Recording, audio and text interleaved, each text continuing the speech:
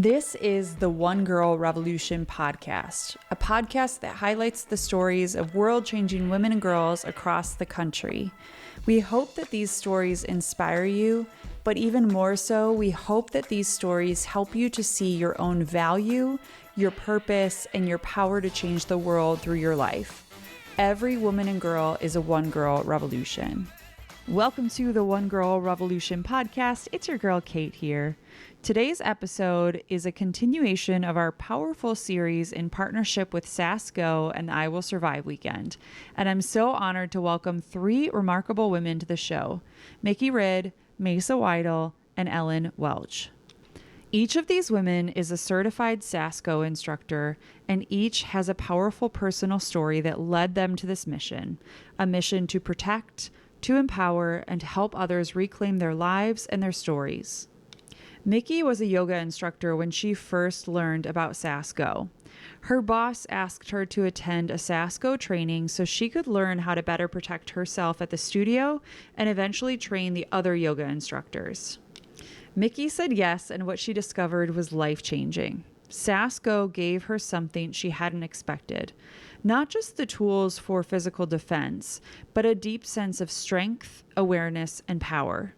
Now Micki is a passionate SASSGO instructor helping women and girls tap into their inner power and learn how to protect themselves, body, mind, and soul.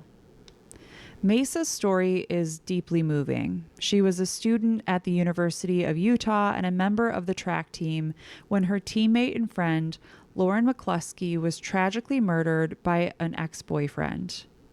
That loss was devastating, and the trauma rippled through Mesa's life in a way that changed her forever. But in the wake of that tragedy, SASSGO came to campus to train Mesa and other students. That moment was a turning point. Mesa found healing, empowerment, and purpose, and she became a SASSGO instructor so that no other woman would have to go through what Lauren did. Mesa's courage and dedication are nothing short of inspiring. And finally, Ellen. Ellen is a mother whose daughter Carly was assaulted while she was away at college. Ellen's world shattered the day that she found out about Carly's assault. And like so many mothers, she would have done anything to take that pain away. But in the midst of all of the darkness that Ellen, Carly, and their family was experiencing, they found SASSGO. The tools, the training, and the community helped Ellen, Carly, and their family reclaim their lives. And now, today, years later, Ellen is a SASSGO instructor, sharing her story and empowering others to find strength after trauma. Ellen, Carly, and so many of the women that we talk about in this episode are proof that healing is possible and that no one has to walk this road alone. These three women, Micki, Mesa, and Ellen, are each powerful on their own, but together they are a force. And they are just a little glimpse into the power of the SASSterhood. Their stories remind us of the pain that so many women silently carry and the power that's possible when we decide to rise, to speak out, and to protect not only ourselves, but one another. So whether you're a survivor, a mother, a teacher, a student, a friend, or simply someone looking to be inspired, this episode is for you. Without further ado, here's my conversation with Micki, Mesa, and Ellen.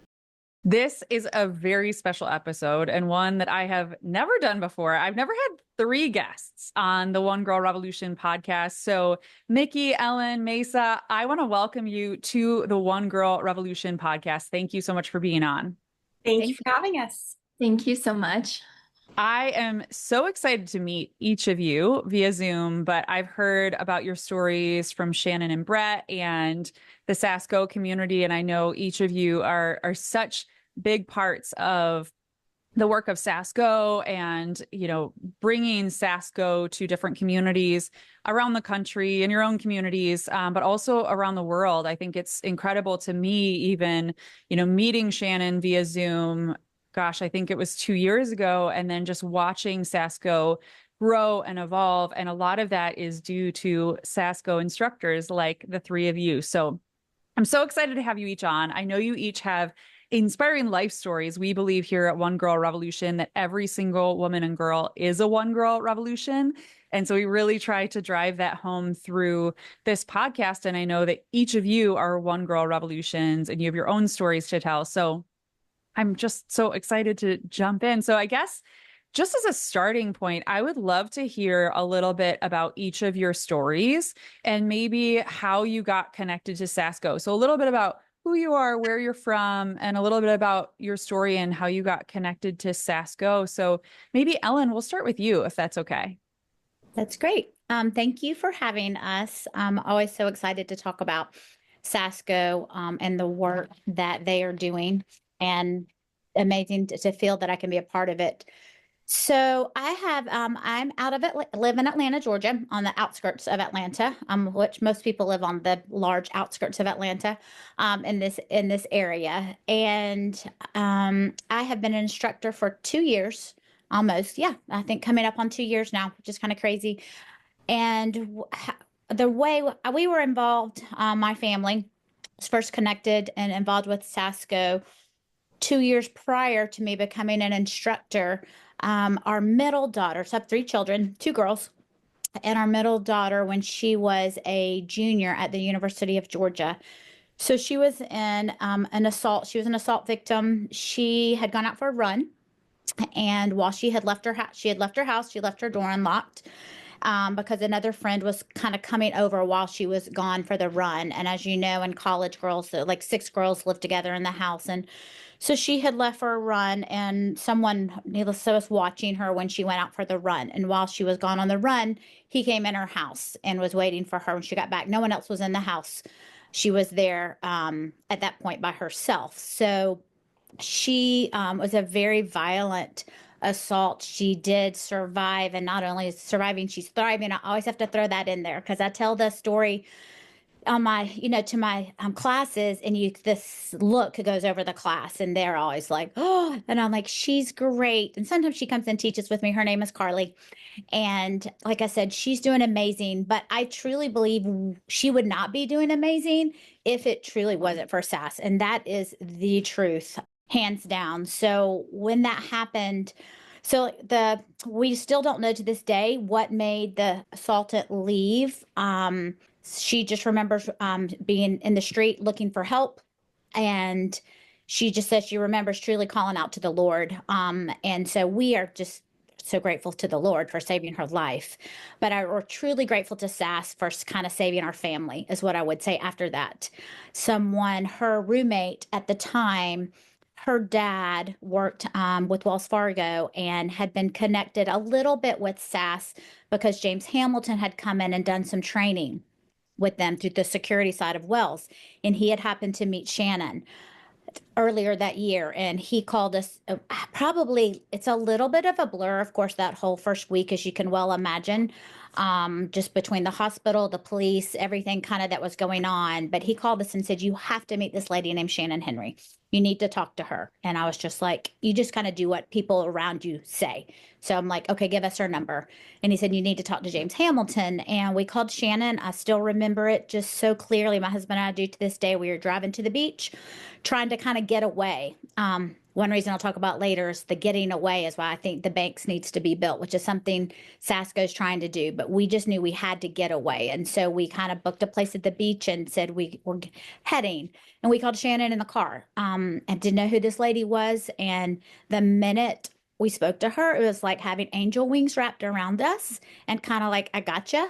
And this is what we're going to do. This is how we're going to get through this, and helped us in everything from our case consulting, big time. I mean, we worked with Shannon so much on that because the guy was not caught. And so she kind of went over our case with us. This is what you need to talk to the detectives about. This is what you don't. This has helped us kind of get an attorney. Kind of like how to put one foot in front of the other is what I would say SASSGO did, which was what you need, because you're literally just spinning at that time. And then as far as the self-defense comes back, I'll never forget. So that was in May, and that summer. So then, of course, Carly came home and we were there over the summer, and she decided she wanted to go back to Georgia for her senior year. And we were like, absolutely not. Like, he had not been caught.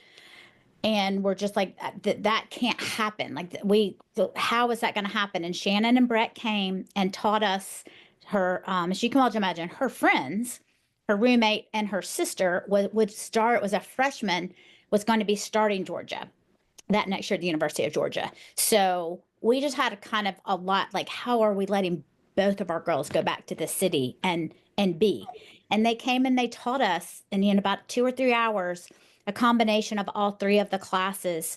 And we tell our people this now when we're teaching them, we say that you don't understand because self-defense was first created for SASSGO for survivors of assault, which is what SASSGO stands for, surviving assault, standing strong. And people say, I don't get that because they've already had that assault happen to them.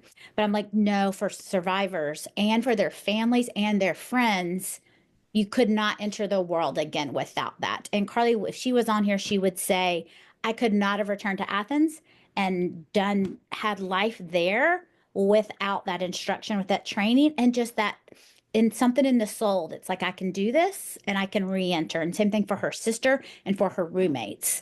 And Shannon and Brett, they surrounded us, and we truly wouldn't be here where we are. And then 2 years later, I said, you know what? I'm going to become a self-defense instructor, and it's a way I can kind of give back and, share our story. And so now I teach. I'm a physical therapist as my day job and a self-defense instructor on the side, which I love. So that's a long-winded, sorry, thing of our story of how it's connected with SAS. No, this is your time. I mean, this is your time. The three of you, I want you to use the time to share your story in the way that you want. And I think it's so inspiring to me because I'm thinking about Carly. And I know that all three of you have stories and reasons why you got connected to SASSGO, and also like why you do what you do every single day. But I think about how isolating it can be, any kind of assault, right? Like, or a lot of times, and you mentioned James Hamilton, who I love, and like just even at the I Will Survive weekend, him talking about like, okay, if you're walking through a parking structure and somebody like comes out of nowhere, like their goal is to isolate you, right? To get you away from everything. And there's even an internal factor that happens, right? When different traumas happen in life where you feel isolated and you feel like no one understands. And I'm sure that your family felt that and Carly felt that, right? Like we don't know, because people don't talk about it. And so it's like, we don't know anybody else who has experienced this. What do we do? And that's what I love so much about SASSGO. We talk about the different instructions that they do, and self-defense is so powerful, but it really brings the power back to the family and back to the individual and helps them see that they're not alone and that there is help and support. And I loved what you talked about, angel wings, because that's really how SASSGO feels. Mesa, let's go to you. I know that you have your own story and your own reason how you got connected to SASSGO. Can you share a little bit about who you are, where you're from, and just a little bit about your story? Yeah, so my name is Mesa Weidle. I am currently living in Utah, but I'll be moving back to Wyoming at the end of the month. So I've been kind of been going back and forth between the states for a little bit now. But yeah, so I feel like my story is often, I can also talk forever about it too.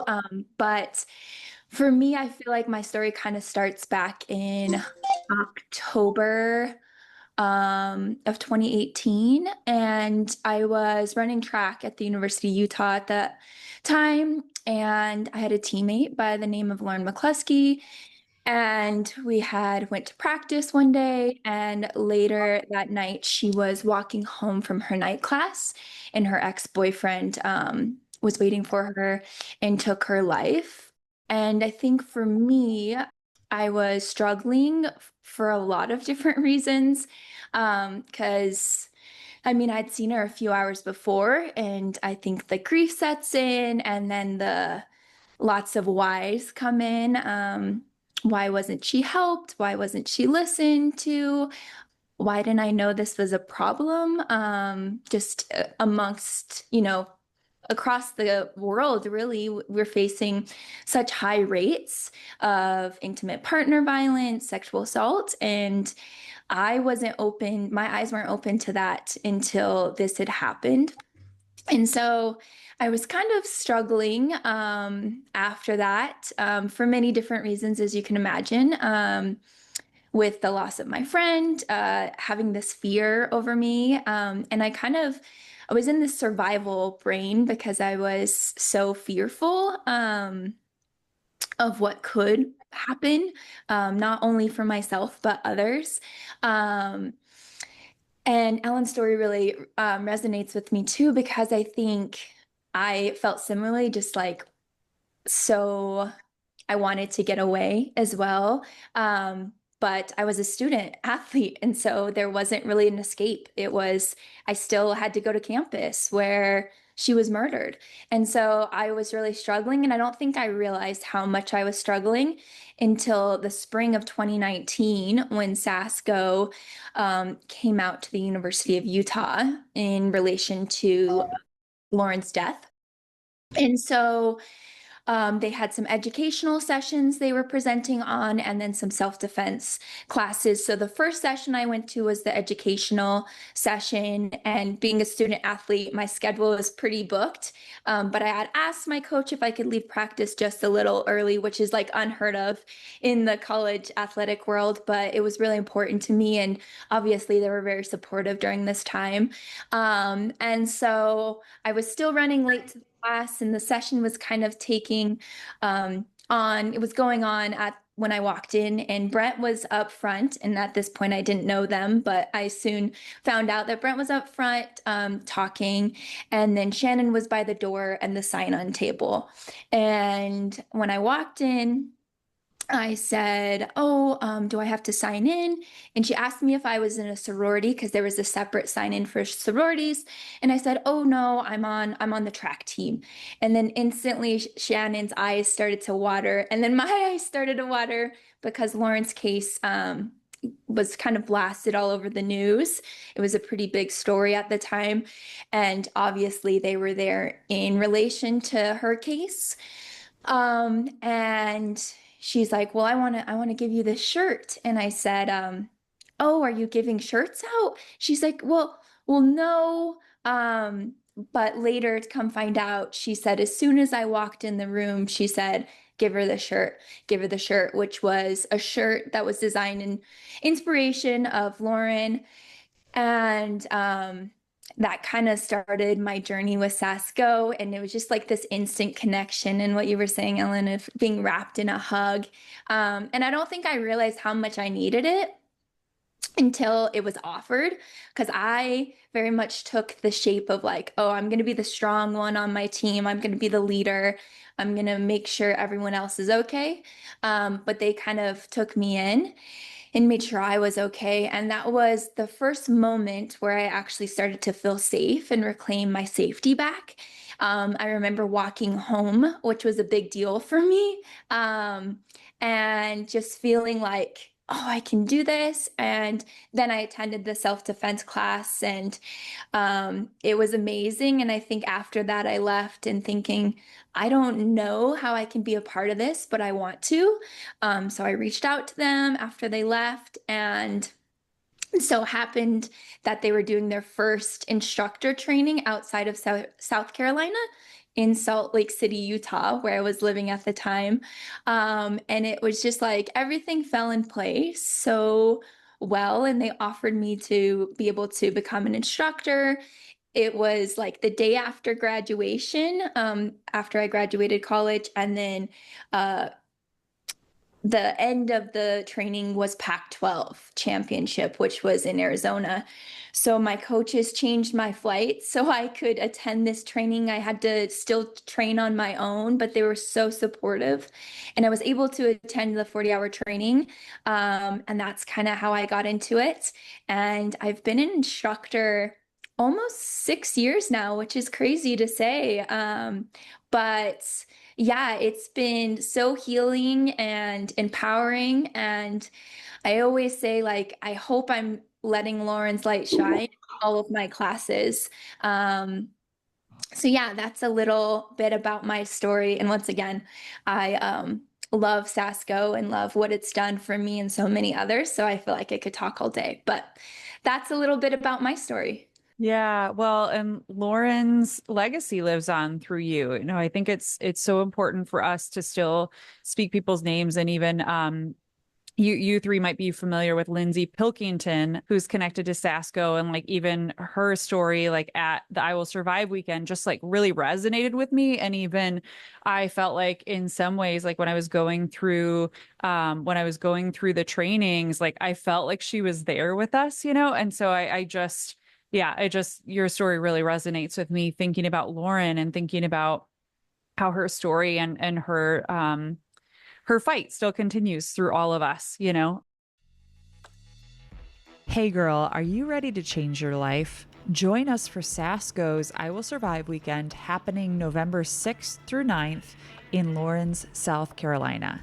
Register anytime in July 2025 and use the code ONEGIRL, that's the number 1GIRL, to get $100 off this transformative weekend. I'll be there, and so will so many other of the One Girl Revolutions. So come and join the Sasterhood. And if you can't make it, please consider donating to help another woman attend.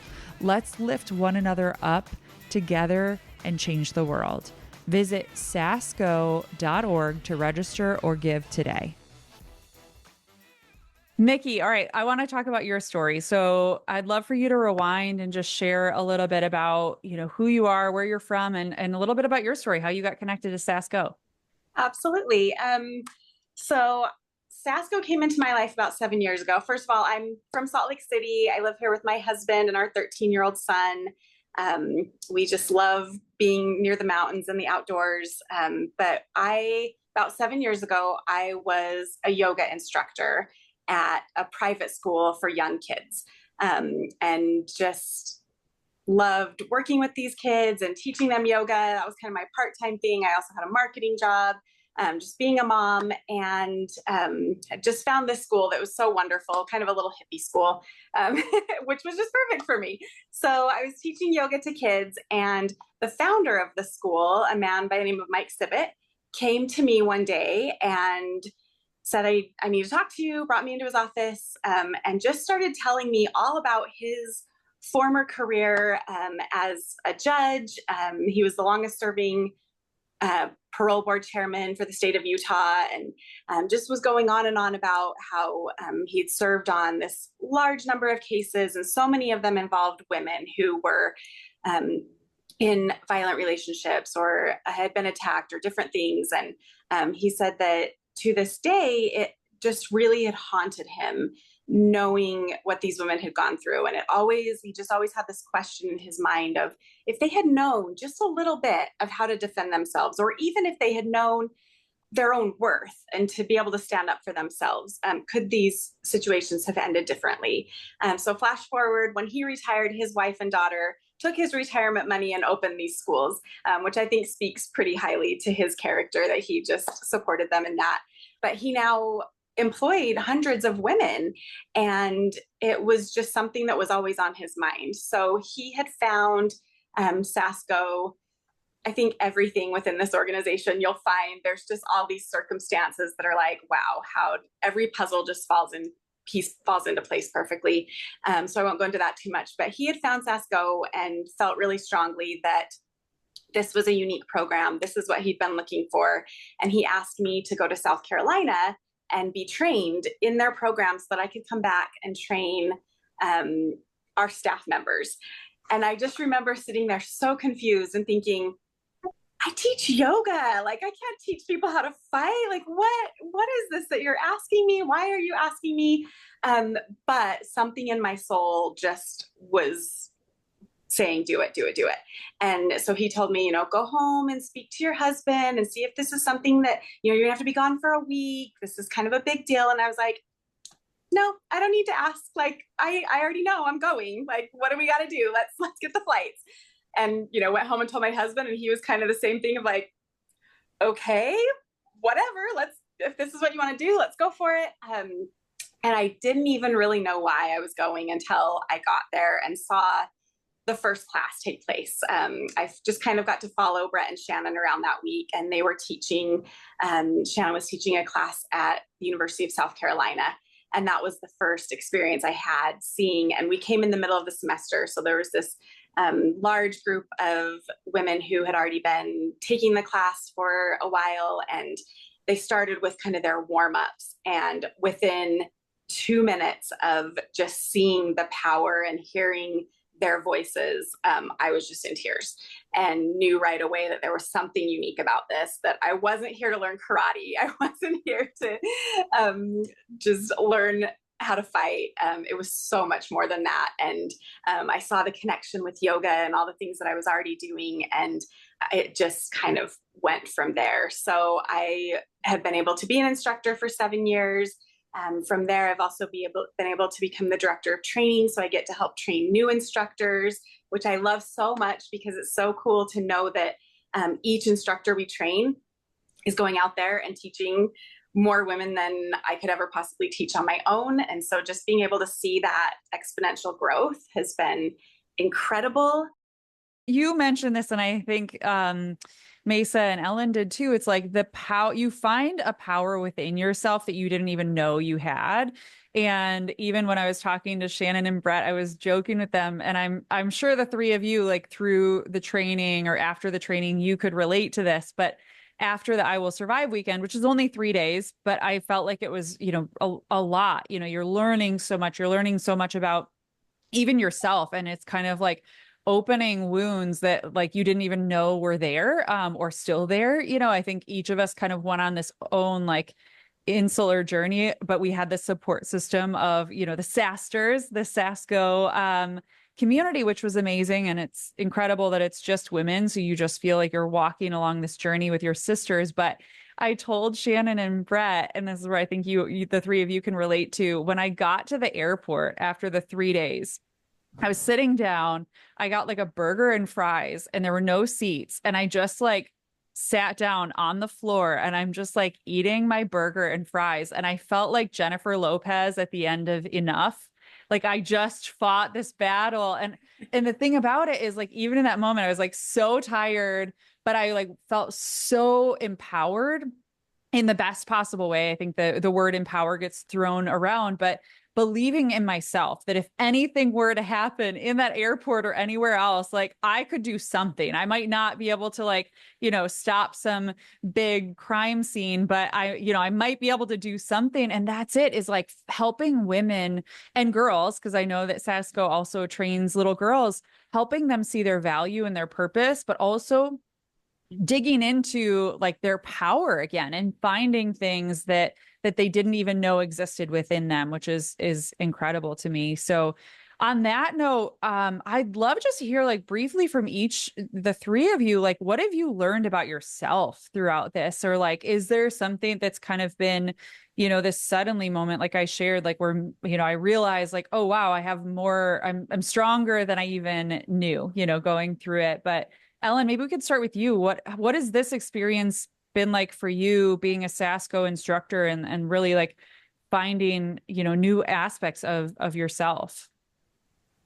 I think the strength, and not the physical strength, but I mean, I'm not I was a small college athlete back in my time, but I was not like you, Misa. I'll run on that. But I was a triathlete my whole life, and I thought of myself always as very strong. I was a strong athlete, always, even, all this training that I used to do. And I think in my mind was like, I've got this. I was not in my mind, I was like, I'm not scared walking down the street. And also, as when you become a mom, it's almost like you bury your head a little bit when you hear all those stories and you're like, but this wouldn't happen to us. And you don't realize, even if someone tells you the stats, you're like, wow, you're taken back by a minute. But it's still because people don't talk about it that much. That's not something they walk around and share. So, I mean, I can remember just even as the girls were growing up and somebody relating a story, I'd be like, oh, I don't know if you want to talk to my girls about that. That's going to scare them. So it's like I was always protecting them in that way until something happens. And then you're like, it doesn't matter if you're a super strong athlete and whatever, if you've not only been shown the moves, but been told like you said, you've got this, and that knowledge is power. And as a mom, you're not protecting, your girls and just kind of living, especially as they go off to college. It's like, oh, I'm just, everything's going to be okay. It's not going to happen to us. You do think it's just a little bit of course, reality when it happens to you. But as an instructor, of like, there's so many women and girls out there that have a little part different story. Each of us have a different story, but every girl in my class, I'll never forget the very first class I taught had 5 girls, and I taught at my work. We closed the office, and my boss was like, sure, you can have our office space. I work in outpatient physical therapy clinic. And so it was other physical therapists, and we had some interns at the time that were getting their hours because they were in PT school. So literally 5 girls, and in part of our class, we always say, Shannon and Brett taught us, and Micki said, make sure when you're talking, you have the time that you kind of talk, when you take a little break, get your water, and you say, make sure you say, if there's a survivor in the room, I want you to know it's okay. And there's nothing you could have ever done, to have brought this on. And I remember having kind of a hard time thinking, these 5 girls in here, I know there's nothing that's happened to them because I know them, right? In my mind is what I said. And I kept thinking, I need to trust the process, trust what they taught me to say. But I really fought it. I really didn't want to say that because I kind of thought that they would think that's kind of weird a little bit. And then you kind of talk about what to do if that did happen to you or if it happened to a friend. And I was so like, I wanted to skip that part. I just really, really wanted to, because in my mind, I knew these girls, I knew something hadn't happened to them, right? And then I'll never forget the very next day I walked in, there was a little note on my computer. I'm like, how would I say this? And the intern that I didn't know really well, was a little handwritten note. And she was going to school at Emory at the time. She was probably 22. And she just said, this is the first time since this happened to me that I felt empowerment back. Thank you for that class. I had an incident happen to me when I was in college, and I've never told a soul. She's like, but you don't know what your class did for me. And I was like, see, that just showed me that I'm like, there was 5 women in that class. Number one, I so didn't want to say that because I didn't think that it had affected. And she's like, I've never shared this with anyone, but I can't tell you what your class did for me. And I'm like, wow, very first class. I'm like, this is why I'm doing that. And just learning that, and learning that what we see on the outside, there's so much more on the inside. And SAS does such a wonderful job in our classes of teaching that and showing that. So that's and meeting people where they're at, right? Like, I think that it's such a safe place for people to, and I've shared that even with the I Will Survive weekend, where, it's like, you have opportunities for breaks, or if you need to step away, there's no judgment, because we're all going through our own things, and there are emotions and things that sometimes, even when you're going through it, you can't even explain. You're like, what is this? What is happening? And I know we saw that in the SASSGO training, where there were different instances where somebody would be like doing one of the moves and be on the floor, and it would like erupt into like, it was just reminding them of things that had happened. And it's like, I don't even know how to explain what's happening, but I'm crying and I don't know what to do. But SASSGO does such a beautiful job of just meeting people where they're at and saying like, you can do it. And like Brett, I remember, and she brought this up when I interviewed her last week. She was like, yeah, there are instances where we will encourage, we meet people where they're at, but it's like, do you want to do this? And if the girl's like, yeah, I want to do this, like, do it, then you can do it. You have that power in you. And so it's reminding people of that power that they have. It's so important. Mesa, I'd love for you to share, I guess kind of twofold, just to go off of Ellen's story. What have you learned about yourself through SASSGO and through your work? But also, is there maybe a story of somebody who's been helped through the work, or who's taken one of your classes that you feel like really illustrates the power of the work? Yeah. Yeah, so like I discussed in my story, I was in a pretty low place when I found SAS. I was struggling quite a bit and dealing with so many things, grief, feeling scared, all these things kind of came down all at once for me. And so that's exactly what they did. They met me where I was at and said exactly what I needed to hear. But for me, I think before Lauren, I'll say I was naive. I had the same mindset. I didn't think bad things happened. Like I was like, oh, that happens in the news. That doesn't, that doesn't happen to people I know. And then smack dab, it happened to someone I knew. And so that definitely like shifted my focus and being like, oh, I've just been lucky for so long that I haven't experienced something like this. And I grew up in a small town. People didn't lock their doors, it was very much considered safe, right? But we know that's a loose word. It can happen anywhere. And so, yeah, for me, I think I didn't realize the full picture. But then the other piece, I consider myself a people pleaser, a disease to please. And I often in my life found myself not saying no because I didn't want to hurt someone's feelings. And I think many people can resonate with that, especially women. And that's very much where I found myself.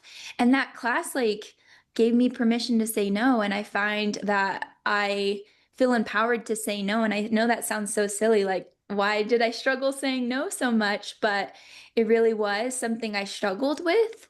And so I felt empowered to say no, and it trickled into my life. And I think SASSGO has a unique way of doing that. Like I'll like do something, I'm like, I think this is because of SASSGO in just my personal life. So for that piece, I think it's made me a stronger and like more self-secured person, and that I can trust, myself saying things and speaking my mind.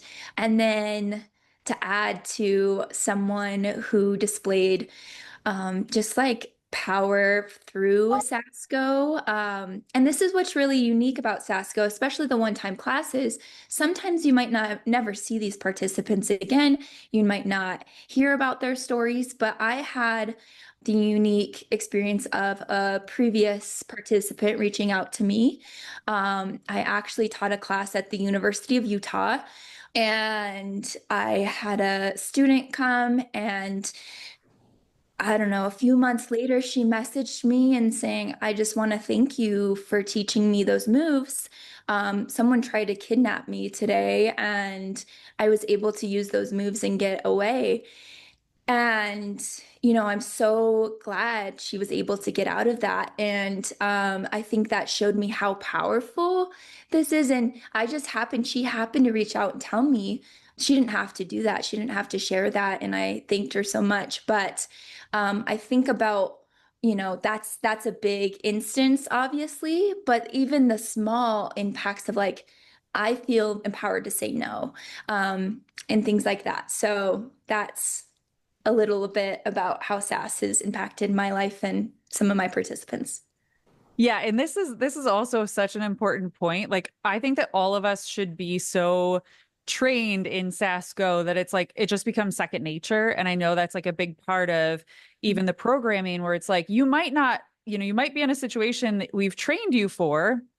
And it might not play out exactly how we trained you, but we're giving you all of the tools that if you're in a situation, you know how to get out of it. And so that's one thing that I've appreciated, that even, another shout out to James Hamilton, like even just being aware of your surroundings, right? And like that could be a helpful piece to whatever's about to happen, or using one of the physical tools to get out of a situation, or even someone like, if somebody grabbed you, your arm or something, like you're in a discussion with somebody, like knowing how, like I won't go into all the moves on here. People have to go do the training, but I have like these immediate reactions, right? And that's how it should be. It should just be so second nature that women and girls, no matter what's going on, they just know what to do to get out of those situations. So Micki, what about for you? What have you learned about yourself through all of this? And then is there a story that you could point to that you feel like really illustrates the power?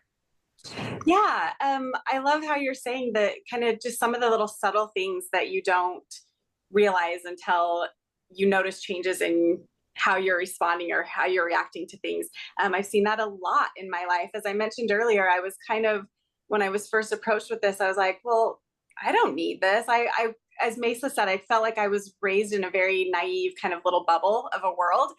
And in some ways, I'm really grateful for that. But in other ways, I think that what that meant is that I was told a lot about these are situations you want to avoid getting into, or these are things that you shouldn't do, or save this for marriage, or do, all of those things. But I was never really taught what to do if you get in this situation, or what if somebody does try something that you're uncomfortable with.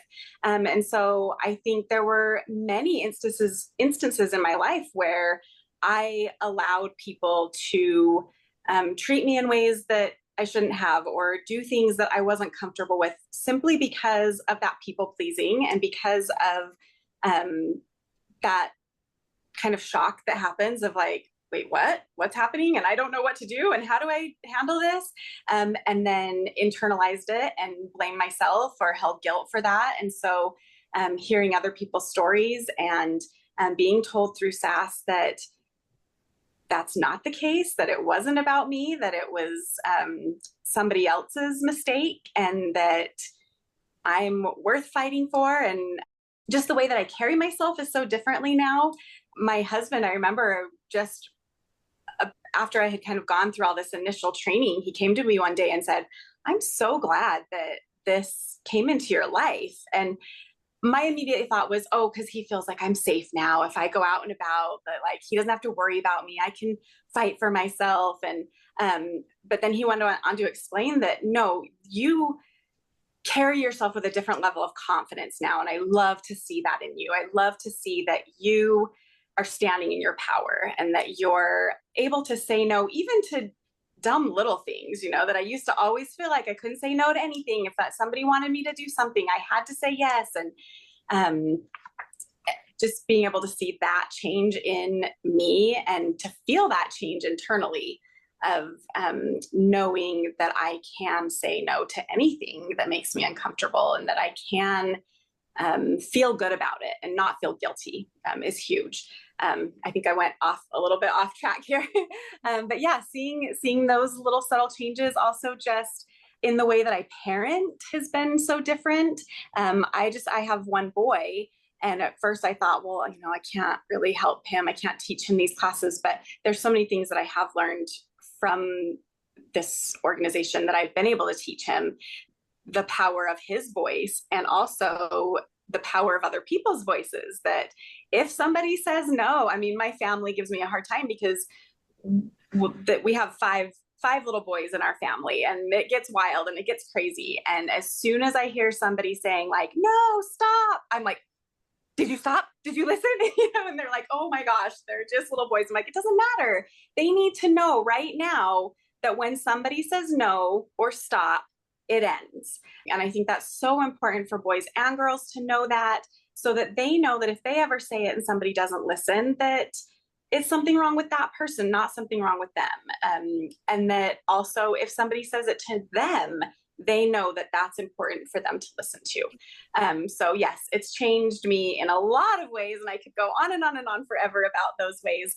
As far as specific stories, I think every single time we teach classes, there are women and girls that want to come up and talk afterwards and want to share their stories.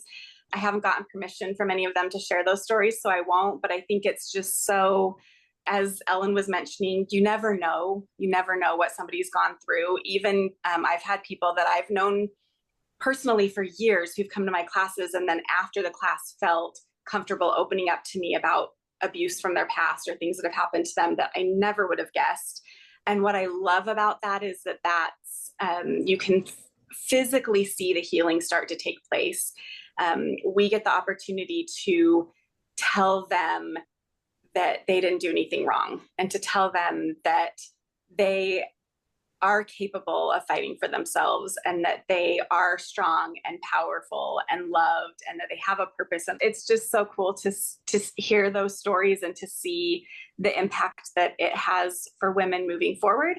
And even from women who haven't experienced abuse or assault, just knowing that they are going to step into a different version of themselves when they leave our classes, and that they can live less in fear. I think also after having my son, I was scared of the world. I couldn't watch the news. Everything that I saw or heard on TV, I was just sure was going to happen to him or to me. And then after SAS, you kind of walk out with a different feeling of like, bring it on, Not necessarily, but you just have that feeling of like, it's okay. I don't need to live in fear because I'm prepared and I know how to handle myself. Yeah, it really is. It's like armor. You're walking around, and you shared a little bit, about your own experience as a parent. And I remember that at the I Will Survive weekend, and even you see like, mom's eyes be open to be like, oh, I had never thought about that for my kid, or I should do this, or, it's so empowering for women and girls, no matter what age. I'm thinking about even like the grannies. You guys have done, so many different women and girls of all different ages have done these classes, and it's so important for women and girls to do it. And I hope that we can continue to grow the reach of SASSGO so that every woman and girl will have access to it. And I know that the crew of instructors continues to grow. And so I think we're getting there, one step at a time. Looking for stories of women who are changing the world? The One Girl Revolution podcast is your go-to for inspiration and empowerment. Subscribe today on Apple Podcasts, Spotify, or wherever you listen to podcasts, and never miss an episode. Let's celebrate the power of women together.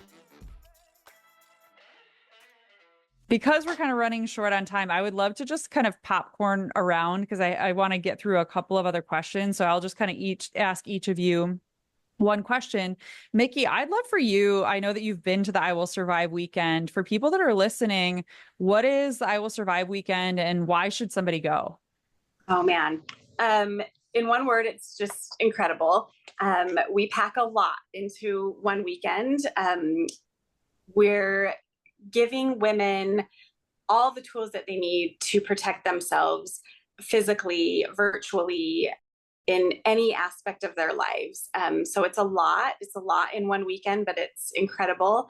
I've been involved as a SASSGO instructor, so I kind of get to focus on that piece of it and teach the self-defense piece. But there also women get to participate in firearms training. They get to hear from just world-renowned specialists on ways that they can protect their identity and so much more. But from my experience of teaching the self-defense piece, I think when you're staying somewhere and able to just block out the rest of your life and your normal day-to-day responsibilities and really just hone in on just focusing on yourself, and massive changes can take place, right? So I've been really lucky to see that firsthand. We have women that walk in from all different walks of life and all different levels of experiences, and the bonding that takes place, that sisterhood that you mentioned, is so cool to see, and it happens so quickly when there's a space that's created for you to be vulnerable and to be able to speak freely and to talk about things in a way that you're going to be heard and that you're safe and among other people who understand. So it's so beautiful to see women. The bravery, the courage just blows my mind.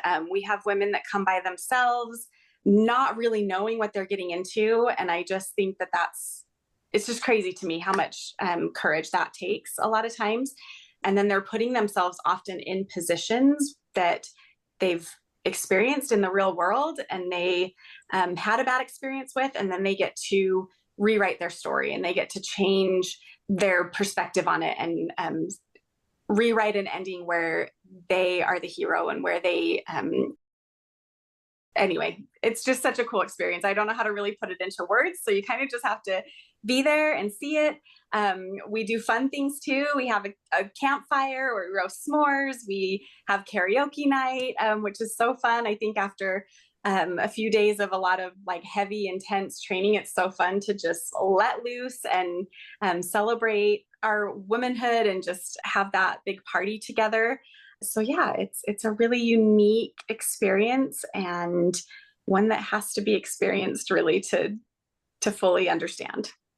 I totally agree. And I just want to give a shout out to anyone who's out there. You also don't have to know anyone to go. I knew Shannon only via Zoom, Shannon and Brett, but I went and it's like within 3 days, I mean, all of us and so many of the other women that went, they didn't know anyone. And by the end of it, we legit were sisters and we stay in touch. And it's just such a cool experience. So I just want to encourage everybody who's listening to go. I'm definitely going this year. And I know even a couple of the women in the One Girl Revolution community are already signed up and ready to go. So it's going to be a great year at the I Will Survive weekend. Ellen, you mentioned the banks, and Shannon and Brett did talk a little bit about the banks last week when I spoke to them. But from your perspective, what is the banks and why is it so important? Oh, I mean, that's my heart right now is the banks. It's just got to be built. I mean, everything we're talking about can just be like so much more if we have a physical space. We don't have a physical space, but we're doing amazing things out there. But, like I was saying, and when you feel like the banks can do so much. It can house all of the training where we have to go every year to train more instructors. The amazing training Shannon and Brett are doing with the police force out there. With that, there's just so much that it can house for SASSGO, but truly there is not a place in this country, which is unbelievable if you think about it, of all of the rehab places for everything for whether it be like drugs and alcohol or just mental, all these amazing rehab places have been built, but there's nothing specifically for women and families that have experienced assault.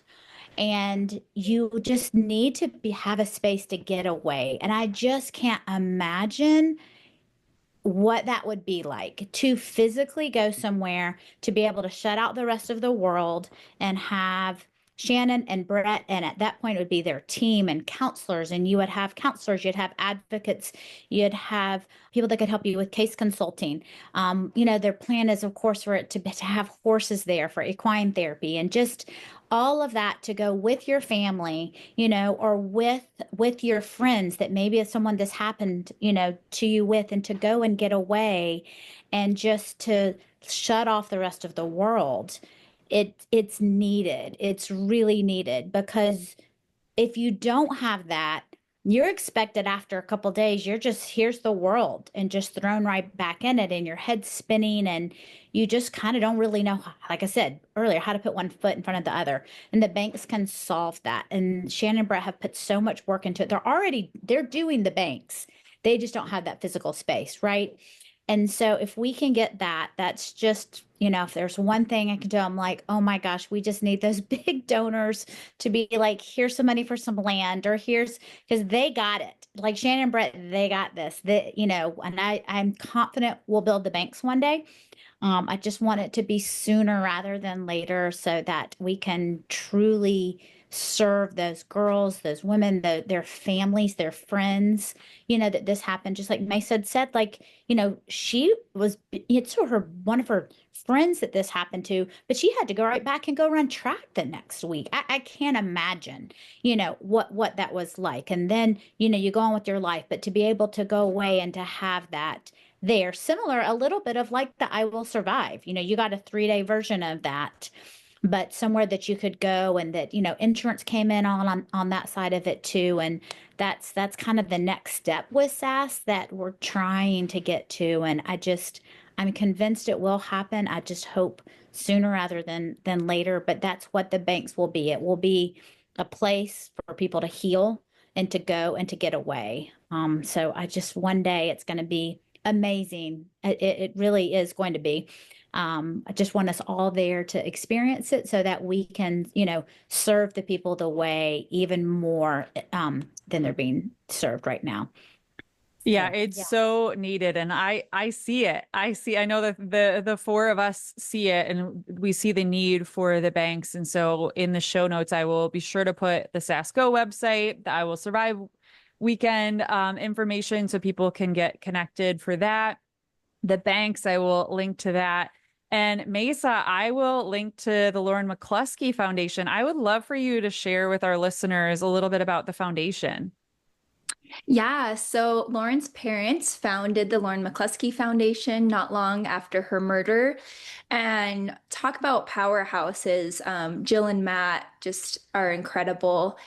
And so they founded this foundation and they've done so much work with it. They've implemented Lauren's promise, which is I will listen and believe you if someone is threatening you. And that was adopted by colleges across the world to add to their syllabus because obviously this happened on a college campus. So, and Jill and Matt happen to be professors. So they thought, what could we do if one of our students reached out to us? And that was kind of like a way to be like, I will listen and believe you, to kind of tell them I'm a safe person and I'll be there for you. And I don't know what the number's at. I think it's over 200 colleges and universities across the world have adopted that. So that's one big thing they've done. But they have implemented so many other things, like they do a race in honor of Lauren McCluskey, and other colleges have started to do like a race for campus safety and things like that. So they have a race in October in Pullman, Washington. And I believe there was like 600 people that signed up for it last year, which is incredible. I attended the first one, and actually Micki was there with me at the first one. And I was able to teach a self-defense class. Micki came with me to do that because it was my first class ever, and I just wasn't in the space to be able to do that emotionally by myself. And so I'm so grateful for Micki for coming. And did you want to chime in, Micki, or add to that? Oh, I just wanted to say that you did amazing. That's all. That's all I wanted to add. It was a beautiful, really touching class. Thanks, Micki. And yeah, that's what's so great about SAS is that you have that support if you're like, I need extra help. And but yeah, so I've been able to teach a self-defense class with the Lauren McCluskey pretty much every year except for COVID year. And so yeah, they're just doing so much. I try to be involved as much as I can. I've done pretty much every race they've had, and they do one in Salt Lake in November, I believe it's in. So yeah, just check out their website. They're doing so many great things. I'm not like a board member or paid through the Lauren McCluskey Foundation or anything like that. I'm just a partner with them. And yeah, I mean, I even believe they partnered with BetterHelp for therapy for survivors, for free therapy. Donations can come from Walmart. Like I can't talk enough about what they're doing. And SASSGO is partnered with them. And I know SASSGO has used Lauren's case to educate law enforcement because there was some missteps in her case. And so they're able to teach others so that doesn't happen again. So yeah, there's so much happening, and it's a beautiful partnership we have with them. And yeah, I'm so in love with what they're doing and so glad that they've asked me to be a part of it. Well, and I will put the link to the foundation in the show notes too, so people can easily follow along. And I always say on this podcast that the free and easy way to raise awareness, to support an organization, to support anything good that's happening in our world is just to follow on social media and share. So I will encourage everybody to follow SASSGO, follow each of you. I'll get your social media links if you have it too, so I can tag you on the social media posts. But before I let you go, I have two final questions that I always end on. And so the first one is, all three of you, each of you are a one girl revolution. And that's why I wanted to have you on this podcast. But who is a one girl revolution in your life? Who is a woman or girl that inspires you? And I guess, Micki, I'll start with you. Yeah, I would love to share about when I saw this question. My immediate person that popped into my head is my Aunt Terry. She's inspired me my whole life for a number of reasons, but just this last February, she and a friend started an organization called Riot Girls. They're based out of Minneapolis, Minnesota, but I just love what they're doing. I think it really aligns with SASSGO in that they're using their voice to empower other women. More from like a political standpoint, they hold monthly community meetings to educate women who want to make a difference, who are frustrated with what's going on in our world, but just don't know the steps to take. So they do a lot of education about policies that are going on that affect women. They go to different riots and things like that to help let their voice be heard. But one of the things that I really love the most when I was asking my aunt about what she does and why she does it is she mentioned that one of the big things that they want to remind women too is that joy is also a form of resistance. And when she said that, I was like, that's really what we teach too. Like, we want women to know that their life is meant to be enjoyed and that they really can live their fullest life, regardless of what happened to them, regardless of what's going on around them in the world, that there's so much hope and love and power to be found. So yeah, Terry Jackson, Riot Girls, check them out too. They're doing really big, amazing things. That's great. Mesa, what about you? Who is a one girl revolution in your life? Yeah, unlike Micki, I had a hard time thinking of just one. I feel like I'm just surrounded by so many. Obviously want to shout out my mom because she's just a powerhouse of a woman and like one of my biggest supporters. And I think like for the first few years, even now, half of my participants are because my mom told them about the class. And I just love her. And she's has her own story and gone through so much and is so lovely and just an amazing woman. But I think, and I've shouted out Jill McCluskey earlier, but I think I just am in awe of her all the time. And I think what she's done is incredible. And obviously, she has so many people that have helped her with this, including Linda Middlehammer and Edwin at the Lauren McCluskey Foundation and her husband, Matt. Like the list goes on. But what she did so quickly after the death of her daughter was like, I don't know how she did it, but she knew, and her whole point is she didn't want the media to run with that story and take it in a way she didn't want it to go. As we know, victim blaming is a big thing, and she didn't want it to go there. And so she, in her grief, spoke out immediately so she could direct it in the way she wanted it to go. And all the things she's done in the face of losing her daughter is like so inspiring, and she continues to do that. She's like the economics director at Washington State. Like she's just an incredible woman and does so many great things. And I think seeing her lead the way in this movement has inspired me. And yeah, I can't think highly or talk highly enough about her. I just am so moved by what she does. Such a couple of inspiring mamas there. I always love the shout outs to moms on this podcast because there are so many amazing mamas. I know not everybody has that experience, but it's like there are so many amazing moms in this world. And I love any opportunity to shout them out. Speaking of another amazing mama, Ellen, who is your one girl revolution? Who is a woman or girl that inspires you? I'm going to flip it and I'm going to say my daughters. And I think, both, with Carly, with just from the moment that this happened to her, once Sass came along beside her, we just saw it, like just her, just the Lord is working through her to do amazing things.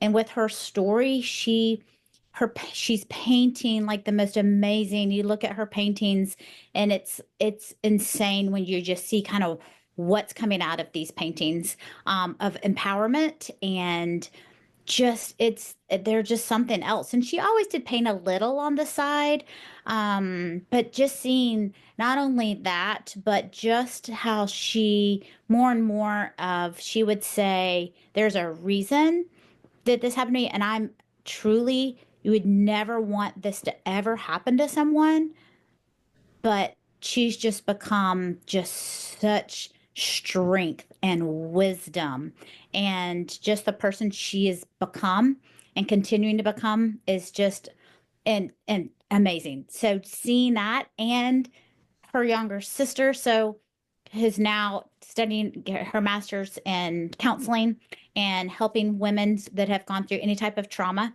And that's kind of her specialty in it. And just that has been because of her sister, and seeing what she had to go through and how much counseling has meant. And just to kind of see her take that on. And she worked the last summer in the DA's office with victims of women of assault, and just kind of seeing how they have just taken something that shook our family, and both of them have just taken that and turned it into good.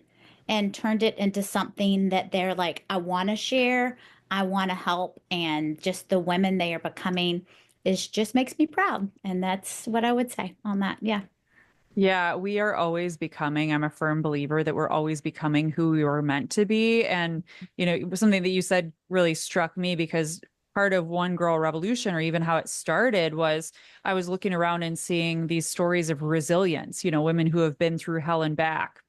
And then they go along and they, do some sort of SASSGO training, or they do something and then they're able to help other people, or they go back to school, or they start a nonprofit to help survivors of domestic violence, or whatever the thing is. Like, women are so resilient. And yeah, I just think it's so important to take moments to reflect on that, that all of us have a story. We're always becoming who we were made to be. But those stories of like women rising from the ashes, I'm in awe, truly. So the last question that we always end this podcast on, and so I'd love to ask each of you, because we're focused on women and girls, I always love to create a space for you to share a message with women and girls around the world. So my last question is, if you could leave women and girls around the world with one message, what would it be? Yeah, gosh, this was a hard one for me because there's so many incredible messages. But at SASSGO, Shannon always says, you are strong, you are purposed, you are loved, you are worth fighting for.